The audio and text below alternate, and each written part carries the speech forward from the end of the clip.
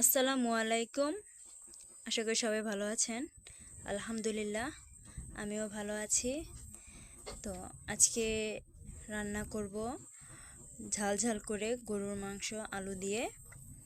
আর গরুর মাংস আলু দিয়ে পছন্দ করে না এরকম খুব কমই আছে।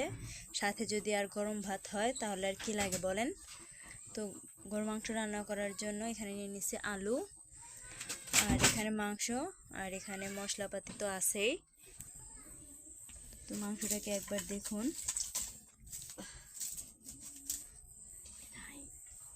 অনেকেই বলেন যে গরুর মাংস রান্না করলে নাকি স্বাদ হয় না, খেতে মজা লাগে না।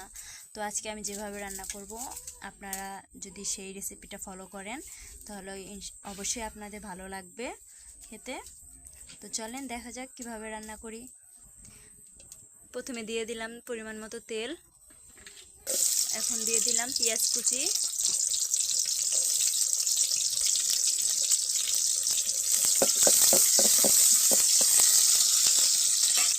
এখন দিয়ে দিলাম আস্ত জিরা,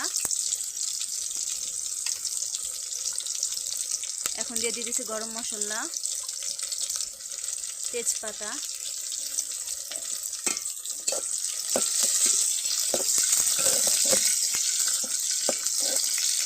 তো এখন পেঁয়াজটা একটু হালকা লাল লাল করে ভেজে নিব।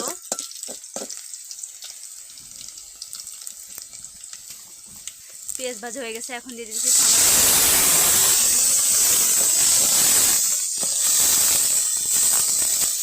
এখন দিয়ে দিতেছি রসুন বাটা, এখন দিতেছি পেঁয়াজ বাটা, এখন দিয়ে দিতেছি আদা বাটা, এখন দিয়ে দিতেছি জিরা বাটা, এখন দিয়ে দিব ধনিয়ার গুঁড়া,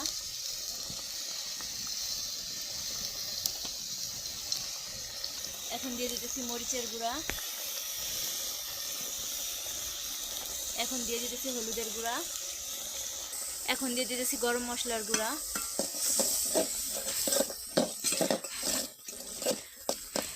মশলাটাকে এখন ভালো করে কষান করে নিব।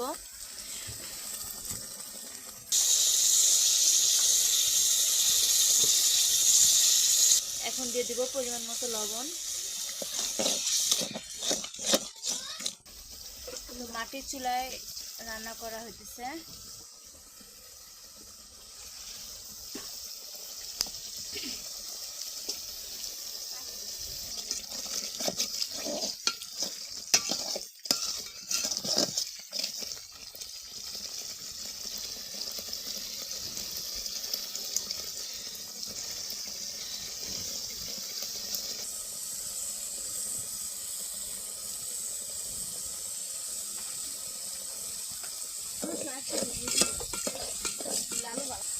তো মশলাটা ভালোভাবে কষান করা হয়ে গেছে, এখন মাংসটা দিয়ে দিব। এখন মাংসটা দিয়ে দেওয়া হইতেছে।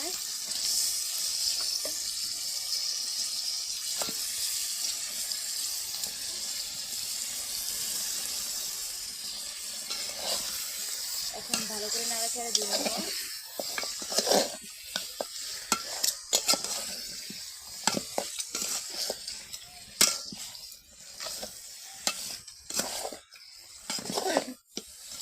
নাড়াচাড়া দিয়ে সামান্য পরিমাণ পানি দিয়ে মাংসটা ভালো করে কষান করে নিব।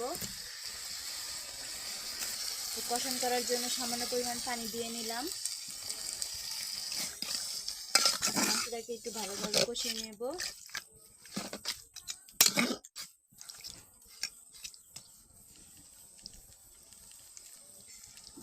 এখন দিয়ে দিব আলু, দিয়ে ভালো করে মাংসটা কষিয়ে নেব।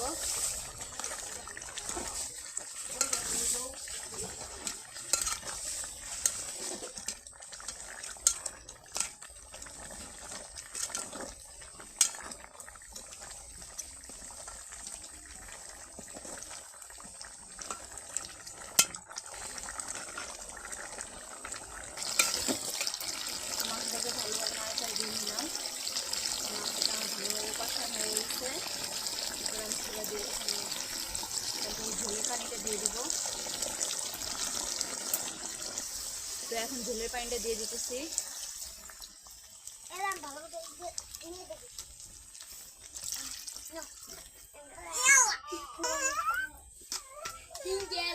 তো এখন ভালোভাবে জাল দিয়ে নিব যাতে মাংসটা আর আলুটা ভালোভাবে সিদ্ধ হয়ে যায়।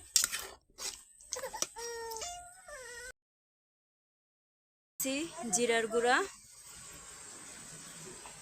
তো দেখুন একবার